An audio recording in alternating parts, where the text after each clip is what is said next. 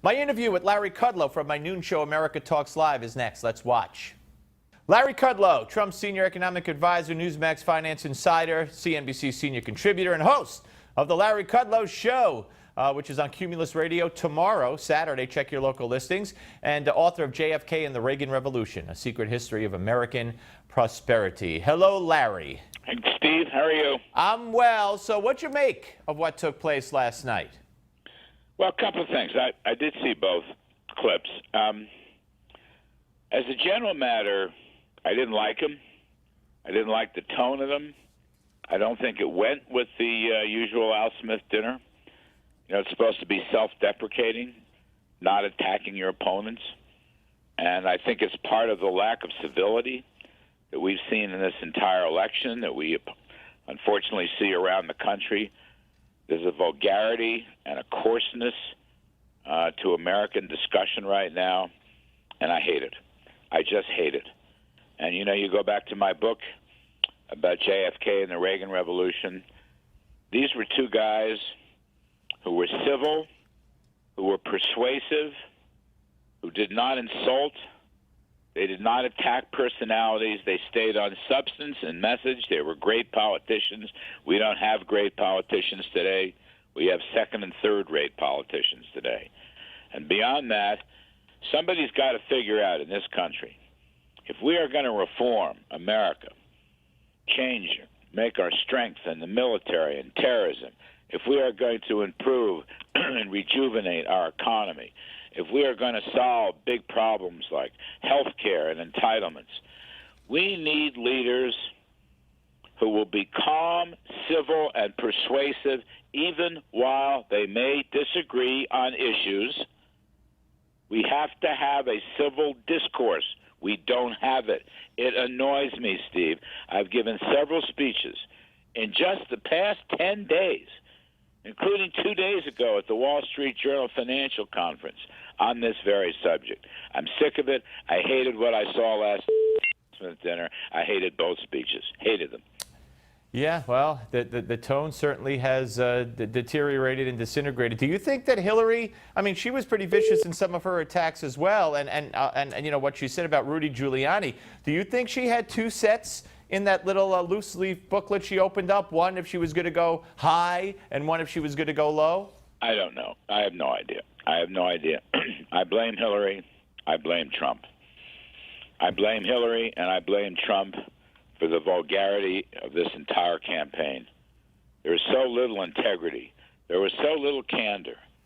I mean, for example, Trump's statement, what did he say about Hillary in the debate? She's a horrible woman or something like that. He called her a nasty woman, but that was in response to, while she was making a snide remark about him maybe not paying his Social Security taxes if she ups it, yeah. Okay, so he mentioned that at the Al Smith dinner.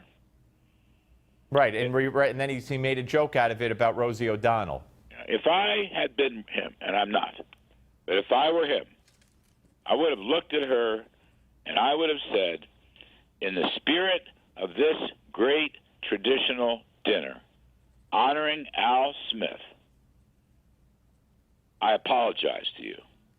I went too far. Let's get back to the issues, madam. Let's get back to the issue. I would have said that. Now, I'm not him, and he didn't say that, but that's what I wanted to hear. I'm sick of the uncivility, Steve. I mean this. I think it is damaging our country. It is damaging our spirit. It has made us mean. And maybe most importantly, we're not getting anything done because we're too busy insulting each other with personal insulting remarks instead of reaching out for common ground in a civil, quiet way. I debate my friends on the left almost every day on CNBC. Austin Goolsbee, Jared Bernstein, Keith, I can't think of his last name. We just did it the last 2 weeks. We're civil to each other. We disagree. I respect them. They're left of center, I'm right of center, but that doesn't mean I have to sit there and insult them and rank them out on the air. I'm tired of it. What do you think? Damaging America. Well, beyond politics. Well, Larry, beyond this election. But Larry, what do you think happens? What's the prognosis for a post-election scenario of how divided we'll be, no matter who wins. We are going to be divided. I fear it. I worry about it. Like almost everybody in this country, I can't wait for this election to be over.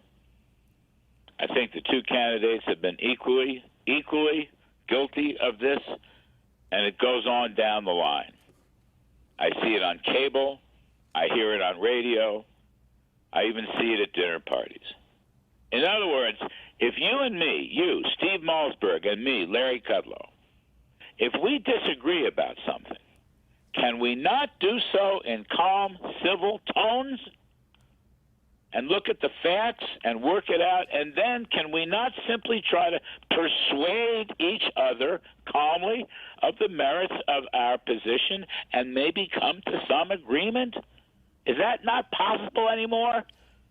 Ronald Reagan cut his taxes twice gigantically by reaching out to Democrats, not insulting them.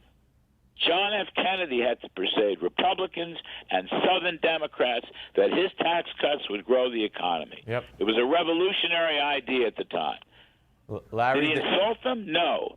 He reasoned with them, talked to them, persuaded them, was polite to them. Only time will tell, Larry. I wish we could go on. Look forward to listening to you tomorrow, and I'll actually be preceding you on WMAL radio in D.C. for those who are interested. Thank you, my friend. Good. Thank you.